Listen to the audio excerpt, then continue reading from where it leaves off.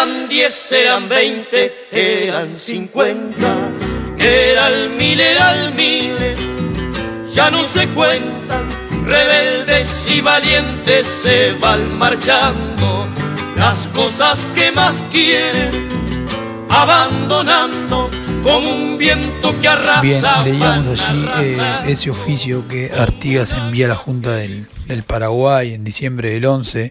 Este es el mismo documento en el que él menciona al inicio de la revolución aquel grito de Asensio al que le llama la admirable alarma. Y es interesante destacar algunas de las palabras que utiliza Artigas allí en ese simple párrafo que leí de todo el oficio. Por ejemplo, soldados de la patria, ¿no? Estamos hablando de tanto hacendados, como decíamos, como los peones de estancia, todos ellos soldados de la patria y ejército nuevo. Es interesante destacar que la revolución es llevada adelante por un ejército que se forma de un momento para el otro. Es decir, acá no hay soldados profesionales entrenados, son muy poquitos, son los menos. Pero sí hay gente que está decidida a entregar tanto lo que tienen, en el caso de los que tienen algo, ¿no? Pero sobre todo entregar su vida por la causa. Respecto a la conformación de este ejército nuevo, como le llama el propio Artigas, se puede, para quienes son amantes de la lectura y gusten profundizar en el tema, se puede leer. Yo voy a recomendar dos obras. En primer lugar, El ciclo artiguista, que es una obra de Reyes Sabadí. Tiene varios tomos, pero en el tomo 1 es donde habla de este ejército nuevo, de la conformación de este ejército nuevo. Reyes Sabadí es un autor de base para el tema, para el ciclo artiguista. No en vano le pone ese propio título a su obra. Es un autor nacionalista, tradicional, pero muy interesante al fin. Y por otro lado, recomiendo, para quienes quieran profundizar, repito, una obra de Ana Frea, que la mencioné hoy. Es una historiadora de fuste, una historiadora de fuste. Una obra más nueva que se llama Los Orientales en Armas. Se puede encontrar en PDF. Bien, ¿qué objetivos va a tener este ejército nuevo? Ejército nuevo que vale la pena destacar. Se estructura, más allá de que se forma de un momento para otro, se estructura militarmente en una cierta jerarquía piramidal, que es de hecho, es decir, se da de hecho, no está pensado, no está escrito, pero sí en los hechos de forma espontánea se estructura piramidalmente. Es decir, en la base van a estar los caudillos locales, esos caudillos de pago, como el propio Benavides y Viera, reitero, que fueron los que lideraron ese grito de Asensio. Ellos van a estar en la base, organizando el primer nivel de tropa militar. Un escalón por arriba podemos mencionar los caudillos regionales, aquellos caudillos que tenían, entre comillas, un mando de tropa territorialmente más amplio. Por ejemplo, La Valleja, por ejemplo, Rivera, por ejemplo, Fernando Torgués. Y en la cúspide de esta pirámide militar podemos mencionar a Artigas, simplemente porque unifica el movimiento.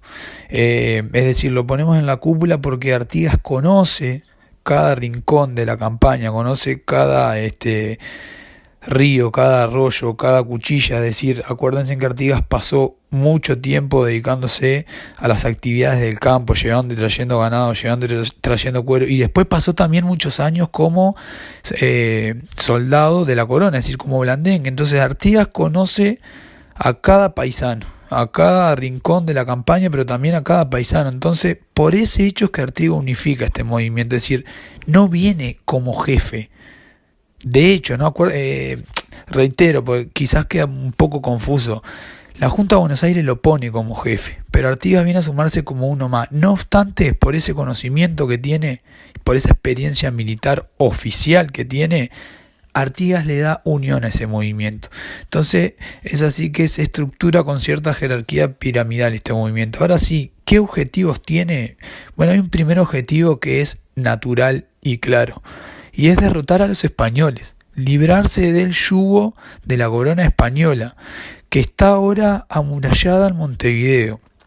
Una Montevideo que es impenetrable, ¿sí? Una ciudad amurallada, defendida por los cañones desde las alturas del cerro de Montevideo, y que nunca ha podido, a lo largo de toda la historia de la dominación española en el Río de la Plata, ser penetrada. Solamente lo lograron los ingleses, ¿sí? Con las invasiones inglesas, pero tampoco fue una invasión que lograra hacer tambalear el dominio español en la zona. Es decir, es una invasión que logra penetrar, sí, la muralla, pero en poco tiempo es recuperado el control por la corona española. Entonces es un objetivo muy complejo el que se traza la revolución. Hay que llegar a Montevideo y hay que ingeniársela para hacer tambalear a ese poder. Reitero, que está dentro de una muralla y que está fuertemente armado. Es decir, España sí tiene soldados profesionales entrenados y bien armados. Tiene, por ejemplo, una flota de guerra muy importante, muy fuerte, que si bien la va a utilizar para bloquear a Buenos Aires, dispone de soldados profesionales. A eso se va a enfrentar el nuevo ejército.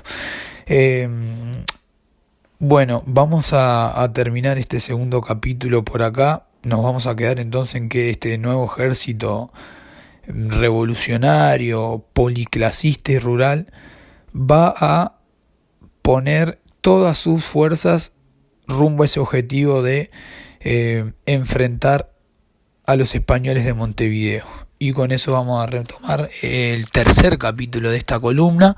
Así que nos encontramos en ese tercer capítulo a través, como siempre, de radiocooperativa.uy por Uruguay, pero también a través de Fogón en Fogón, Radiográfica FM 89.3 para Buenos Aires.